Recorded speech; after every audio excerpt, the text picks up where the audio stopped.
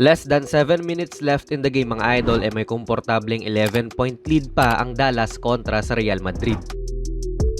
Until putulin yan ni Rudy Fernandez. Simpleng down screen lang naman ang ginawa nito ni Eddie Tavares para lang magkaroon ng separation si Rudy sa tao niya. Okay pa rin naman tong depensa ng Mavs player pero syempre, Rudy Fernandez yan. Veterans.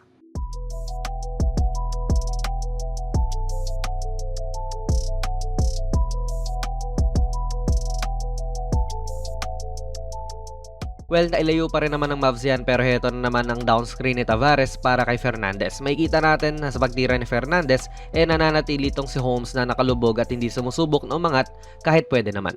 Syempre sa pagkalaki-laki ba naman ni Tavares, kailangan may magbody sa kanya. And even yun nga, hindi pa rin sapat. Legit 7'3" big man po itong si Tavares mga idol at hindi siya napigilan dito.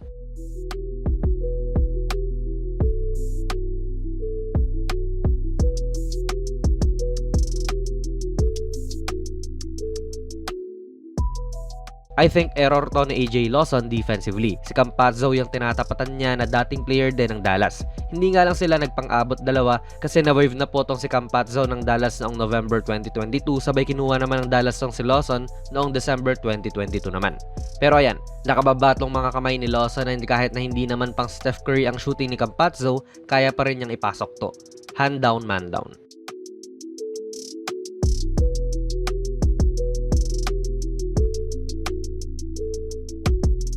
Mayroon ding screen-the-screener action ang Real Madrid dito mga idol. Simple lang yan. Itong si Campazzo nga po ang may hawak ng bola at ang kanyang screener ay itong si Gershon Yabusele. Sa pagdaan ni Campazzo dyan ay si Yabusele naman ang bibigyan ng flare screen nito ni Poirier.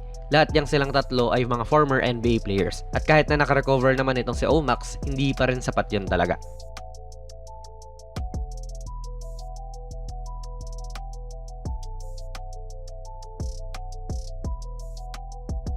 Kumpara mo yan sa ginawang action nitong Dallas na isang handoff lang sabay tinira kagad. Ni hindi man lang nila nausog itong si Vincent Poirier and nadepensahan din niya ni Fernandez ng maayos.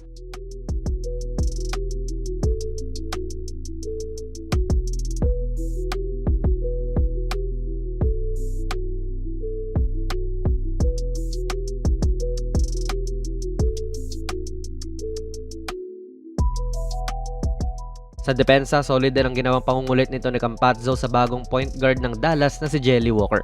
Hindi niya pinaatake to at parang linta kung dumikit. Kahit pa ito na may kamay na sa dibdib niya, nanatili pa rin talaga siya. Solid na hustle to mula kay Campazzo.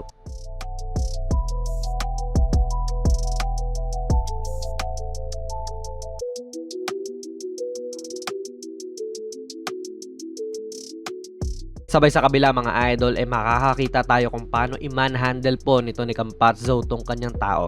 Naatake nga niya rito yung depensa ni Walker. Hindi siya nakascore pero assist naman.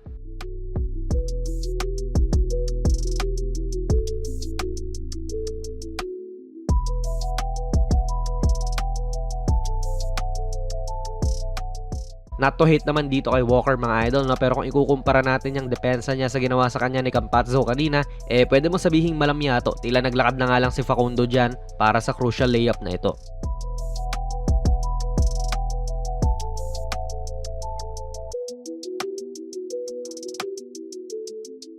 At one thing lang nga yung nangyari kanina pero tila naulit lang din yun ngayon. Tila naglalaro na nga lang tong si Campazzo sabay pinukol pa yung dagger. Ibang klaseng poise yung pinakita po ni Facundo Campazzo sa huling mga minuto ng laro na to mga idol. Although one can argue na hindi rin naman goal ng Dallas na manalo sa game na ito.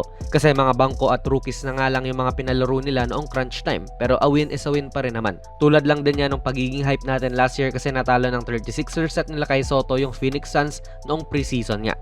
Solid pa rin talaga si Campazzo at pinakita talaga niya na pwede pa rin siya sa NBA kahit bilang backup point guard man lang. Yung kabantayan nga lang niya sa game na ito ay kinain lang niya ng buhay, opensa man o depensa. One of the best teams in all of Europe din po itong Real Madrid, so hindi lang to basta-bastang team. Respect sa kanila at nag full force din sila this game. Ano po ang masasabi niyo sa video natin ngayon? Ilagay niyo lang po ang inyong mga komento sa ating comment section down below. Kung nagustuhan niyo po ang ating video ay pipindot na lang idol ng like button, mag-subscribe ka na rin sa ating channel at ako nga pala si Jonas PB and as always, hanggang sa muli.